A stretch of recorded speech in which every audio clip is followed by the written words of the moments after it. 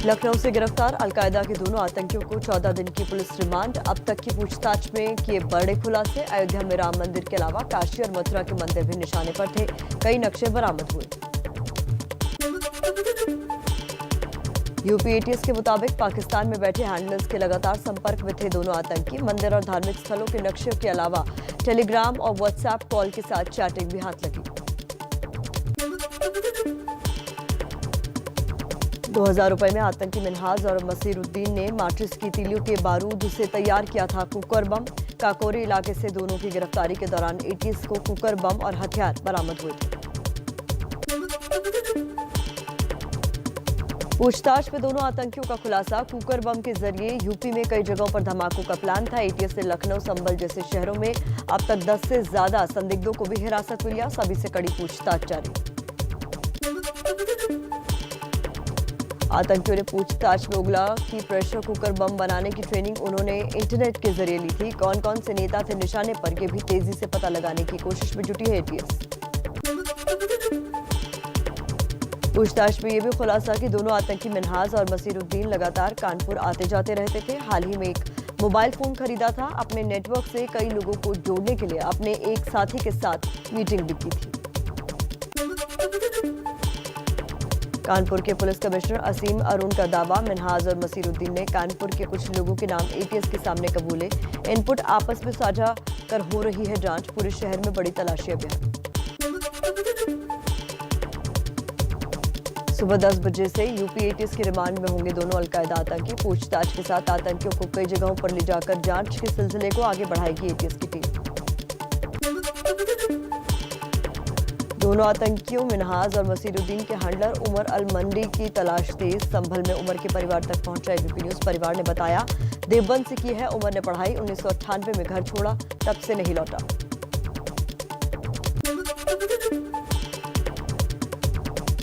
UP के DGP Mukul Goyal ABP news से बोले, गिरफ्तार आतंकियों से पूछताछ में अभी कई बड़ी जानकारियां सामने आना बाकी। ये बहुत बड़ा मामला, कई टीमों की मदद से हो रही है जांच।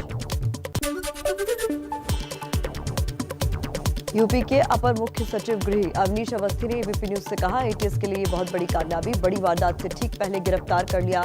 दोनों अलकायदा आतंकियों के खिलाफ पर्याप्त सबूतों का दावा किया।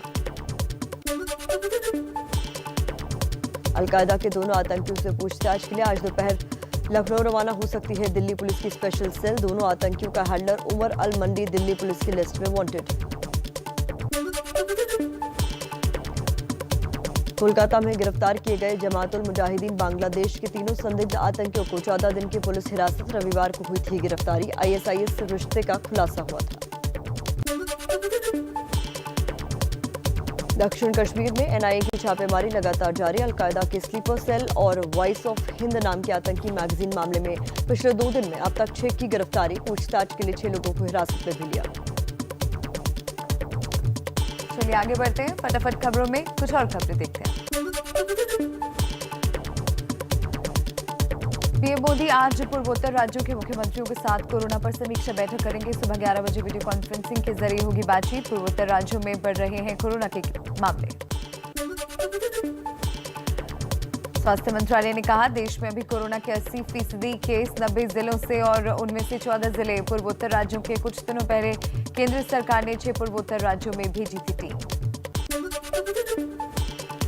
कोरोना को लेकर इंडियन मेडिकल एसोसिएशन की चेतावनी। कहा, ऐसी ही भीड़ और लापरवाही होती रही तो तीसरी लहर निश्चित। पर्यटन और धार्मिक यात्राओं पर फिलहाल रोक लगाने की दी सलाह।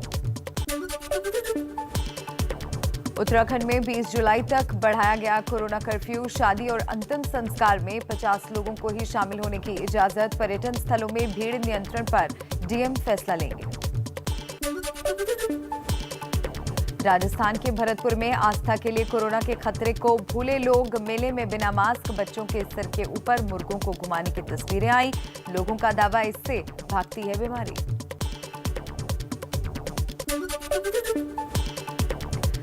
12 साल से ज्यादा उम्र के बच्चों और बड़ों के लिए बनी जाइडल कैडिला की वैक्सीन पर आज हो सकती है बैठक।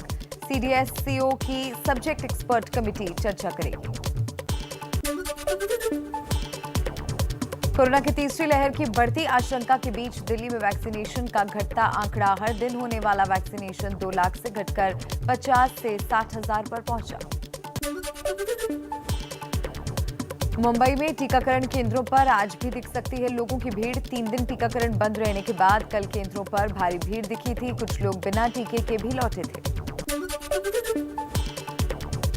दिल्ली में पानी की किल्लत पर लगातार गर्माती राजनीति। प्रदेश अध्यक्ष अनिल चौधरी की अगुवाई में आज केजरीवाल सरकार और बीजेपी दोनों को घेरेगी कांग्रेस। दिल्ली में बढ़ते जल संकट पर सुप्रीम कोर्ट में आज हो सकती है सुनवाई। दिल्ली जल बोर्ड ने पानी की किल्लत के लिए हरियाणा सरकार को जिम्मेदार बताते हुए याचिका दी। हिमाचल के कई इलाकों में बादल फटने से तबाही। पर्यटन के लिए मशहूर धर्मशाला में सबसे ज्यादा नुकसान, कई दुकानें तबाह। पानी के तेज बहाव में बहती दिखी गाड़ियां। हिमाचल में आज भी भारी से बहुत भारी बारिश का अलर्ट। शिमला, हमीरपुर, मंडी और सोलन समेत 7 जिलों में सबसे ज्यादा खतरा। 16 जुलाई तक मौसम खराब रहने की भविष्यवाणी। शिमला में लगातार बारिश से गिरी नाद में बढ़ी गाद। शिमला के लोगों को झेलनी पड़ सकती है पीने के पानी की दिक्कत। इसी नदी से शिमला में पानी की सप्लाई होती है। हिमाचल के कुल्लू में लैंडस्लाइड के बाद कुल्लू मंडी नेशनल हाईवे बंद। जिले में कई जगहों पर सड़कें और ट्रांसफार्मर बंद होने की भी खबर। मुंबई में गेटवे ऑफ इंडिया के पास महिला समंदर में गिरी। 50 साल के शख्स ने छलांग लगाई और रस्सी ट्यूब की मदद से महिला को बचाया। लहरों को देखने आई थी महिला। पंजाब और उत्तराखंड के बाद अब आज गोवा के दौरे पर जा रहे हैं दिल्ली के सीएम केजरीवाल। यूपी, पंजाब, उत्तराखंड के साथ गोवा में भी होने हैं विधानसभा चुनाव।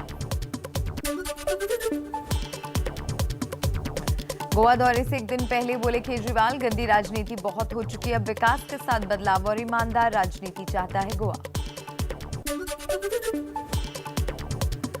सूत्रों के मुताबिक बीजेपी ने मिशन यूपी के तहत अलग अलग पदाधिकारियों को प्रदेश के अलग अलग जिलों की जिम्मेदारी सौंपी। यूपी में अगले 6 महीने में होने हैं चुनाव।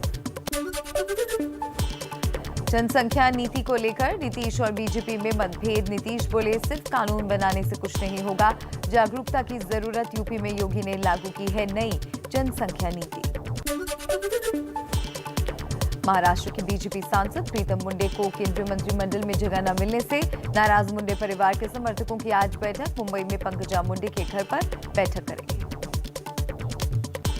कुछ और खबरों का रुख कर लेते हैं इसी तरह फटाफट अंदाज में। 19 जुलाई से शुरू होगा संसद का मॉनसून सत्र। कोरोना नियमों के पालन के साथ 13 अगस्त तक चलेगा। लोकसभा स्पीकर ओम बिरला के मुताबिक मॉनसून सत्र में 19 बैठकें होंगी। संसद के मॉनसून सत्र को लेकर लोकसभा स्पीकर ओम बिरला का ऐलान। जिन सांसदों को लगी कोरोना वैक्सीन की दोनों डोज, उन्हें नहीं करवाना होगा आरटी-पीसीआर का टेस्ट। संसद के मॉनसून सत्र को लेकर सोनिया गांधी ने बुलाई कल कांग्रेस नेताओं की बैठक। पार्टी संसदीय दल में बदलाव और संसद में सरकार को घेरने पर बात होगी। बिहार में 26 से 30 जुलाई तक चलेगा विधानसभा का सत्र। कोरोना की तीसरी लहर से निपटने की तैयारियों पर होगी चर्चा, विधानसभा स्पीकर विजय कुमार सिन्हा ने बताया। महाराष्ट्र में 100 करोड़ के वसूली कांड मामले में बॉम्बे हाईकोर्ट ने पूर्व गृह मंत्री अनिल देशमुख की याचिका पर फैसला सुरक्षित रखा।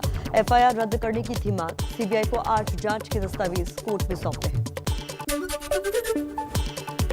महंगाई के मुद्दे पर आज कांग्रेस के पी चिदम्बरम प्रेस कॉन्फ्रेंस करेंगे। पेट्रोल, डीजल, रसोई गैस के बढ़ते दामों पर केंद्र को घेरने के लिए 15 जुलाई तक देश के 23 शहरों में कांग्रेस का संवाददाता सम्मेलन। कांग्रेस का महंगाई को लेकर मोदी सरकार पर लगातार हमला। कहा, मोदी कैबिनेट विस्तार के अगले ही दिन पेट्रोल, डीजल और सीएनजी महंगे हुए। भूख घरों की दहलीज पर खड़ी है, लेकिन सरकार आम लोगों की चिंता से बेखबर। गाजियाबाद में कांग्रेस नेताओं ने भैंसा गाड़ी पर मोटरसाइकिल रखकर पेट्रोल की महंगाई के खिलाफ प्रदर्शन किया। थाली पीटकर भी केंद्र के खिलाफ विरोध जताया। दिल्ली के मोतीबाग में एक युवक ने नाबालिग लड़की पर किया कुल्हाड़ी से हमला। लड़की की हालत गंभीर, आरोपी गिरफ्तार। पुलिस के मुताबिक एक तरफा प्यार का मामला। यूपी के संभल में आपसी झगड़े में गोली मारी गई। कैमरे में वारदात का वीडियो सोशल मीडिया पर वायरल। पुलिस जांच कर रही।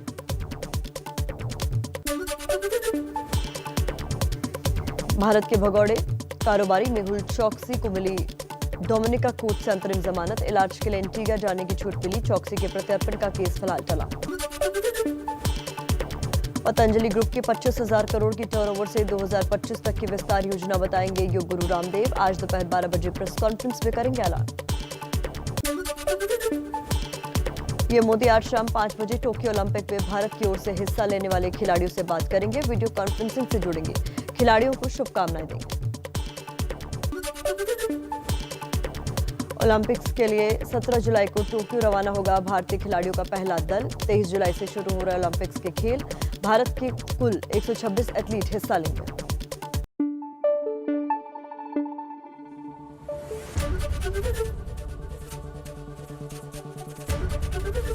एबीपी न्यूज आपको रखे आगे।